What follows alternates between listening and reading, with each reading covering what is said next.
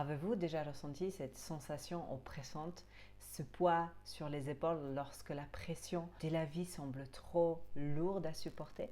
Imaginez-vous dans une situation stressante. Quelles sont les premières pensées qui vous viennent à l'esprit?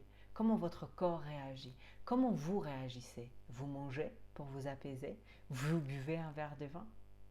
Est-ce que le stress est vraiment un frein à la réussite dans une démarche de perte de poids? C'est ce qu'on va voir aujourd'hui dans ce nouveau épisode. Vous voici dans le podcast 100% soi, la perte de poids de l'intérieur vers l'extérieur avec Kasia Leinik, coach depuis 2013. Ce podcast est dédié aux femmes qui souhaitent perdre du poids, retrouver la confiance en elles, adopter des saines habitudes alimentaires et trouver l'équilibre entre le corps et l'esprit.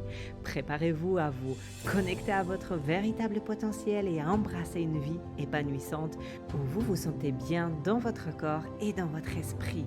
Installez-vous confortablement et c'est parti pour l'aventure. Aujourd'hui, on va parler du stress et de son impact sur le voyage vers une perte de poids durable. Est-ce qu'il est notre allié ou notre ennemi dans la quête de la perte de poids? C'est ce qu'on va découvrir dans cet épisode. Tout d'abord, j'aimerais qu'on comprenne ce que c'est le stress et comment est-ce qu'il affecte notre corps. Mais avant ça, voyons un peu les chiffres officiels de taux de stress en France.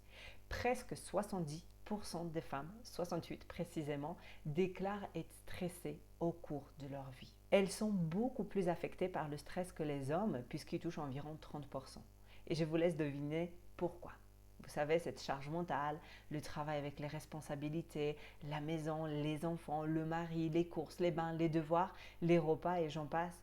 Et je pense que si tu es maman, si tu m'écoutes, tu comprends totalement ce que ça veut dire pour toi. Du coup, est-ce que le stress est nécessairement mauvais en soi? Parce que l'idée ici, c'est vraiment de comprendre, ok, je sais que le stress m'amène peut-être à prendre du poids, peut-être c'est ton cas, peut-être pas, mais si tu écoutes cet épisode, c'est que quelque part, peut-être ton stress a aussi un impact énorme sur la prise de poids. Donc, le stress, c'est une réponse naturelle de notre corps aux situations de danger et de pression. Donc, il peut nous aider justement à réagir rapidement, à rester en alerte. Par contre, quand le stress devient chronique, il peut effectivement avoir des conséquences néfastes sur notre santé, y compris sur notre poids.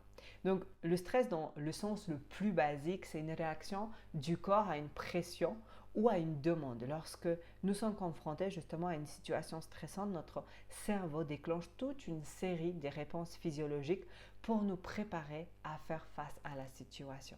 Et ces réponses incluent l'augmentation donc, de la production d'adrénaline, l'accélération du rythme cardiaque, la dilatation des pupilles et la libération du glucose dans le sang, entre autres. Dans des situations d'urgence réelle, cette réponse au stress peut être essentielle pour notre suivi. Par exemple, si vous êtes soudainement confronté à un danger physique comme une attaque d'un animal sauvage, le stress déclenche une réaction de combat ou de fuite qui vous aide justement à réagir rapidement et à maximiser vos chances de survie. Cependant, le problème survient lorsque le stress devient chronique, c'est-à-dire qu'il persiste sur le long terme, sur une longue période, sans être résolu. Le stress chronique peut avoir des effets néfastes sur notre santé mentale, mais aussi sur notre santé physique. Quand on a un stress chronique, ça va créer un dysfonctionnement du système sympathique. Lorsqu'il est stimulé, il influe sur le système cardiovasculaire. Il va augmenter la fréquence cardiaque, il va induire une vasoconstriction périphérique, il va entraîner du coup une augmentation de la pression artérielle. Et au niveau digestif, il va ralentir aussi les contractions musculaires des intestins, mais favorise aussi la libération du glucose par le foie. Donc vous comprenez, devient forcément les ballonnements ou un inconfort dans votre ventre que vous pouvez ressentir lorsque vous êtes stressé tout au long en fait, de la journée. Et du coup, le stress peut aussi entraîner des comportements alimentaires impulsifs tels que la suralimentation émotionnelle. Certaines personnes ont tendance à chercher du réconfort dans la nourriture en période de stress et ça peut contribuer à une prise de poids non désirée. Donc voici 5 comportements qu'on peut avoir quand on est confronté à des situations de stress, quand on est stressé sur l'alimentation. En 1, manger des encas sucrés ou gras en excès. Parce que lorsqu'une personne est stressée, elle peut avoir soudainement envie de sucreries, de chips, d'un verre de vin ou voilà, d'un verre d'alcool ou d'autres aliments riches en calories. Elle peut manger justement des grandes quantités de ces aliments-là en une seule fois pour essayer de soulager le stress, pour essayer d'apaiser le stress. Ça, c'est vraiment la première chose qu'une personne stressée peut faire. Ensuite, en deuxième point, on va voir tout ce qui est consommation de la malbouffe en secret. Parce que certaines personnes qui font face au stress peuvent manger de la malbouffe en secret pour éviter d'être jugées par les autres. Elles peuvent cacher les emballages vides pour dissimuler du coup ce comportement-là. Par exemple, quand vous êtes au bureau, vous vous isolez dans votre bureau et du coup vous avez dans votre placard ou dans votre tiroir des sucreries, vous les mangez rapidement sans forcément que les gens se rendent compte. Ça peut être aussi à la maison, lorsque vous ne voulez pas que votre mari, votre compagnon, votre conjoint voit que vous grignotez, vous pouvez en fait manger aussi en cachette. En troisième point, on va avoir manger rapidement sans savourer. Sous l'effet du stress, il est courant de manger rapidement sans prendre justement le temps de savourer la nourriture, de conscientiser en fait ce que l'on mange. Ça peut entraîner cette surconsommation des calories parce que notre cerveau n'a pas le temps de recevoir des signaux de satiété. Donc plus je mange rapidement, plus je vais en fait avoir envie de manger puisque mon cerveau, encore une fois, ne reçoit pas ce signal de satiété. Et en plus, la plupart du temps, on est tenté toujours de manger des choses sucrées, donc on va avoir après un effet effectivement sur les hormones, mais je vous expliquerai tout ça un petit peu plus tard. On va aussi, en quatrièmement, avoir des effets, en fait, des grignotages par habitude. C'est-à-dire que certaines personnes vont développer une habitude de grignoter en réponse au stress. Elles peuvent atteindre instinctivement des aliments réconfortants chaque fois qu'elles sont stressées, sans réfléchir vraiment est-ce qu'elles ont faim réelle ou c'est juste des envies ou des réponses émotionnelles face à une situation stressante. Et en cinquième point, on va avoir utilisation de la nourriture comme distraction. Le stress peut amener certaines personnes à se distraire en mangeant plutôt que de faire face aux problèmes et aux émotions qui les stressent. Donc voilà les 5 effets d'une alimentation émotionnelle liée au stress. Donc manger des encas sucrés ou gras en excès, consommer de la malbouffe en secret, manger rapidement sans savourer, grignoter par l'habitude et aussi utiliser la nourriture comme une distraction. Minute papillon, juste une petite pause dans l'épisode pour te dire que tu n'as pas besoin de prendre des notes. Je l'ai fait pour toi. Si tu trouves cet épisode intéressant, mais tu te demandes comment tu vas faire pour retenir toutes les informations, j'ai quelque chose pour toi. J'ai créé une fiche récapitulative qui résume tout l'épisode et en bonus, dans chaque épisode, j'ai créé un exercice à mettre en pratique dès la fin de l'épisode.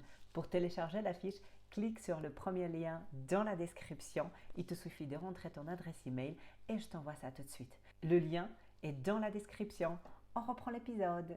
Mais le stress, il a aussi un impact énorme sur notre système hormonal parce qu'il peut déclencher effectivement la libération d'hormones comme le cortisol qui peut augmenter l'accumulation de graisse autour de la taille.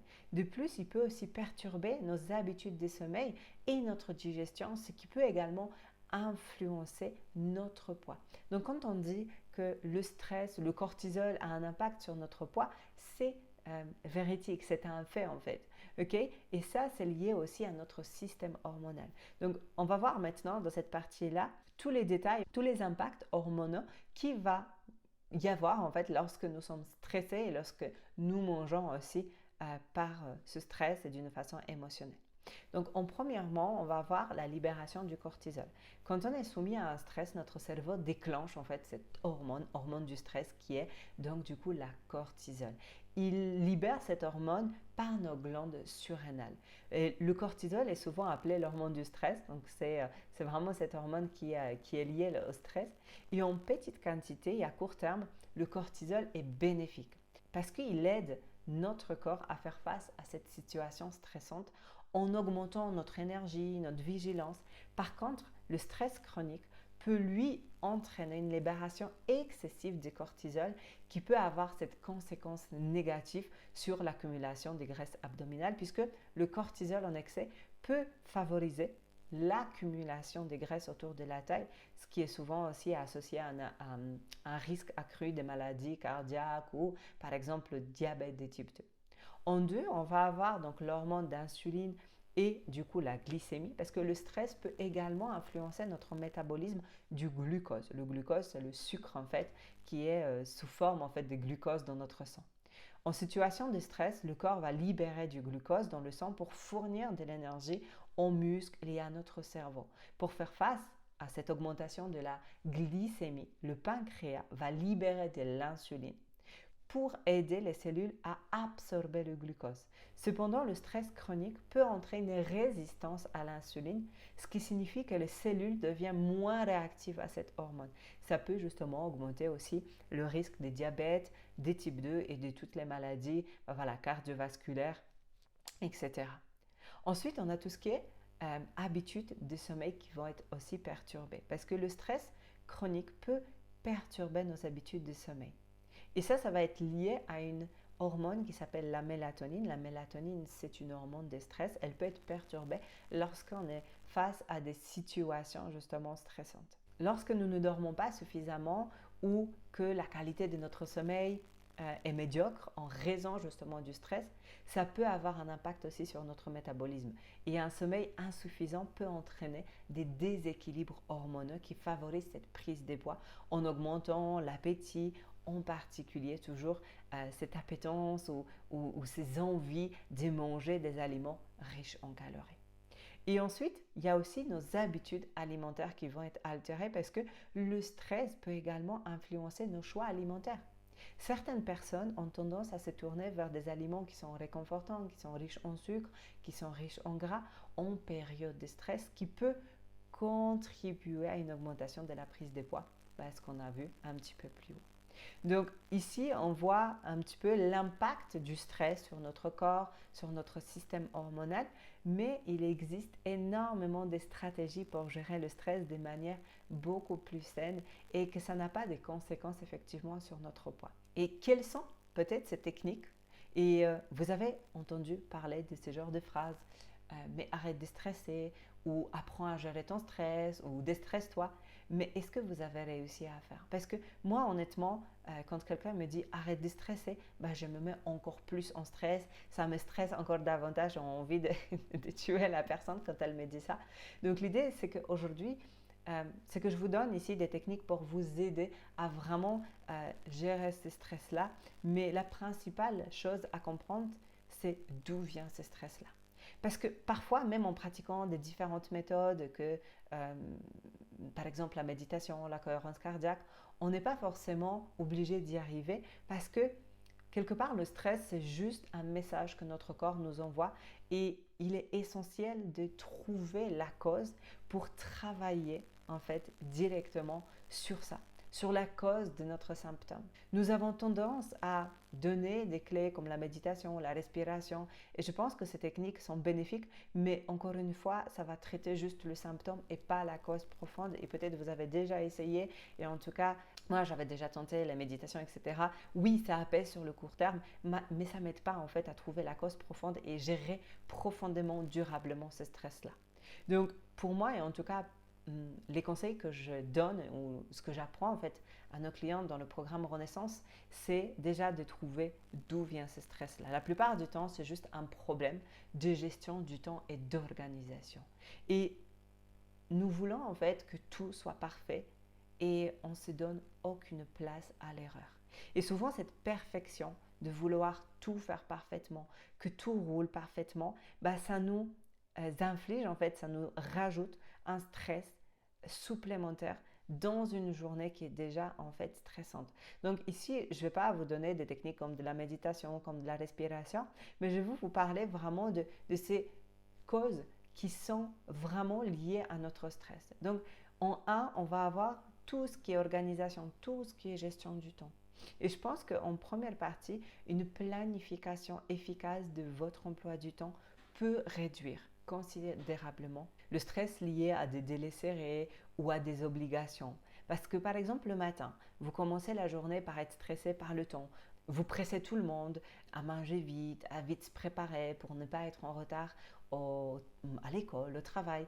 Puis vous avez oublié votre repas à la maison, mais vous avez une réunion importante au bureau et vous n'avez pas le temps d'aller vous chercher un repas équilibré. Et le soir, vous avez fini avec un client en retard et vous êtes en retard aussi pour récupérer du coup vos enfants à l'école. Voilà, c'est des journées de dingue que tous les mamans la plupart du temps connaissent. Et voyez, la méditation ou la respiration ne seront pas un outil durable pour le coup ici, parce que ça va vous aider, mais juste un certain temps. Donc au départ, peut-être, il serait important de vous organiser. Donc d'utiliser les outils de gestion de temps, tels que les listes des tâches, des agendas électroniques ou des techniques de gestion de temps, comme la technique par exemple de Pomodoro, pour organiser votre journée de manière beaucoup plus productive, mais aussi, pourquoi pas, vous réveiller 5-10 minutes avant votre heure de réveil habituelle afin de prendre du temps pour vous et préparer les choses à l'avance. Donc ça déjà va diminuer effectivement votre stress lorsque vous avez des journées comme ça à chaque fois chargées.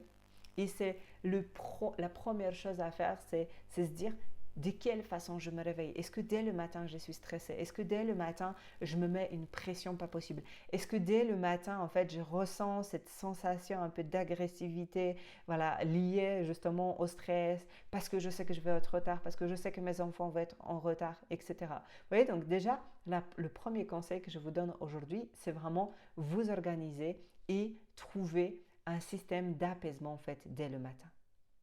Le deuxième astuce, plus efficace encore que la méditation ou la respiration, serait de prendre du temps pour vous. C'est bien sûr lié à la première astuce qui est la gestion de l'organisation du temps. Vous devez avoir une soupape de décompression avant de vous occuper du reste du monde, avant de vous occuper de vos enfants, avant de vous occuper de votre mari, avant de vous occuper des tâches ménagères, les courses, la gestion des devoirs, les bains, etc. Parce que prendre du temps pour soi, c'est la chose qu'on oublie souvent. On s'occupe des autres avant, mais quand est-ce que vous prenez du temps véritablement pour vous?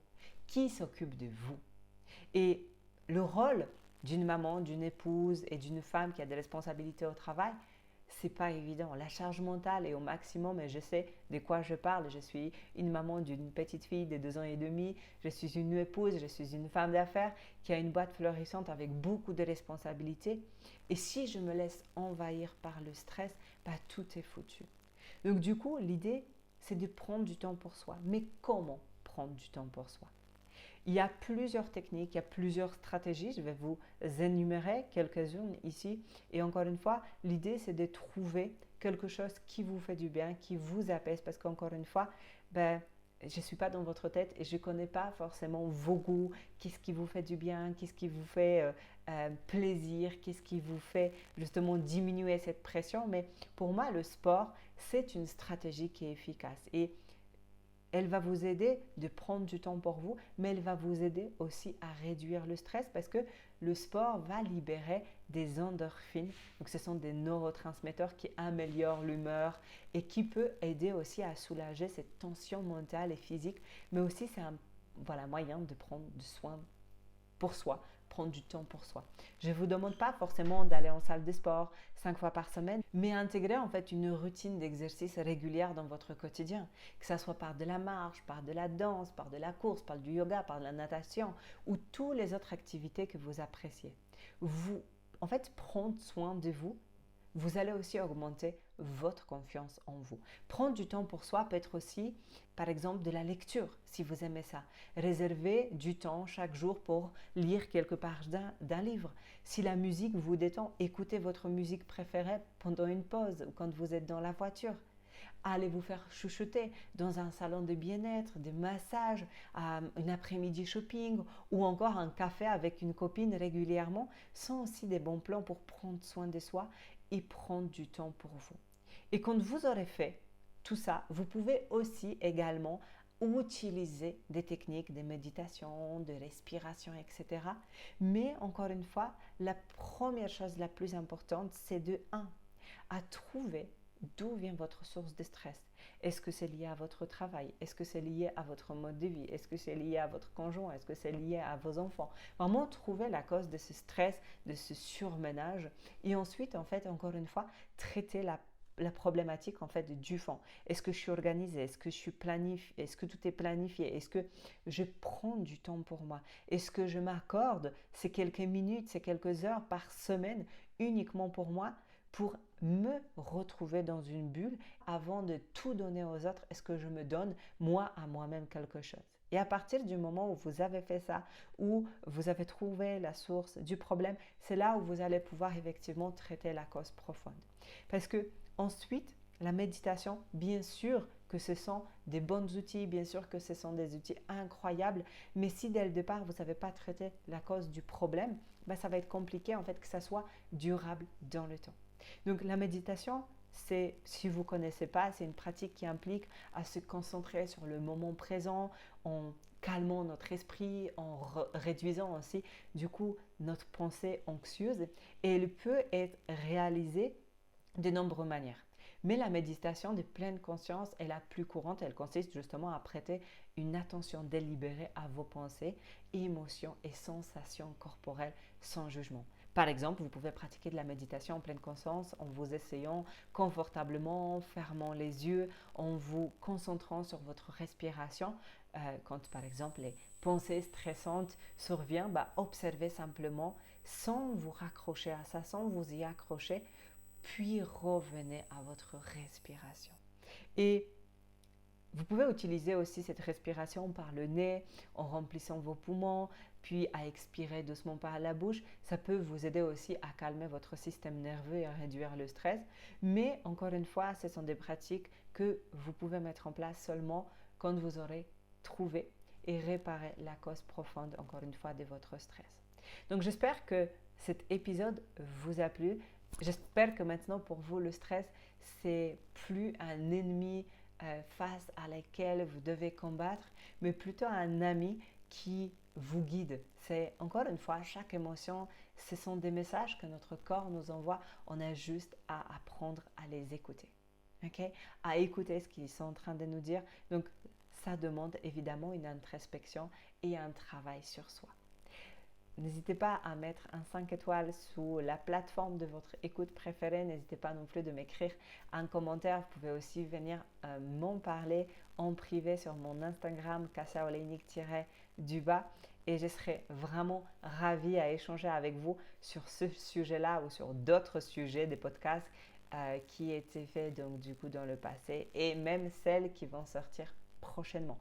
Prenez soin de vous et utilisez le stress plutôt comme une amie et plus un ennemi dans votre réussite de perdre du poids. On se retrouve prochainement sur un nouvel épisode du podcast. Je vous souhaite une magnifique journée, une magnifique soirée et à très bientôt. Salut, ciao, ciao!